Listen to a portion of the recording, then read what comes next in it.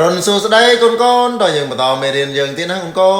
នបើកសៀវភៅភាសាខ្មែរថ្នាក់ទី2ទំព័រទី120ហើយកូនបើកហើយកូនត្រៀមអានជាមួយលោកគ្រូឲ្យខ្លាំងទាំងអស់គ្នាណាកូនតោះចាប់ផ្ដើមការរៀនពាក្យកអំណានពាក្យសពខពន្យល់ពាក្យកិច្ចការមានន័យថាការដែលត្រូវធ្វើសោភាមានន័យថាល្អម៉ត់ម៉ងភ្លឺត្រចះត្រចង់ខ្ជីខ្ជាមានន័យថា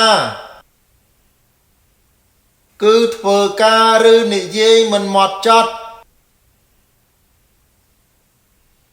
គោពាក្យនៃដូចនឹងពាក្យផ្កាបុផាបោះស្បាខោពាក្យផ្ទុយខ្ជីខ្ជាផ្ទុយនឹងមាត់ចត់ស្រស់ផ្ទុយនឹងក្រៀមសំណួរមួយតើនៅសាលារៀនពួកគេរៀនអ្វីខ្លះ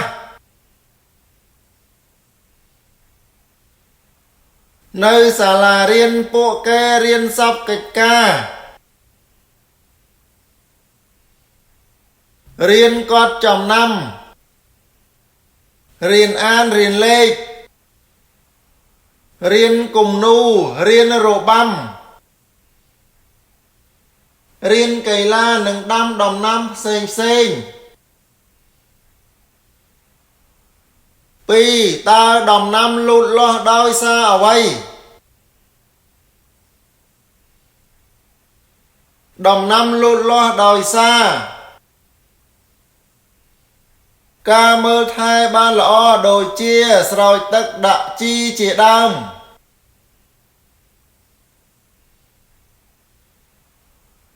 3តើប្អូនចូលចិត្តទៅសាលារៀនដែរឬទេ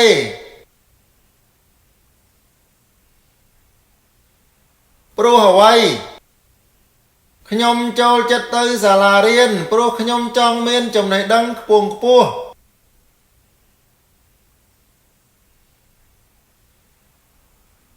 លំហាត់តើពាក្យណាខ្លះជួននឹងពាក្យសាលាចំណាំសាលាជួននឹងពាក្យកិច្ចការផ្កាចំណាំជួននឹងពាក្យរបាំដាំដំណាំ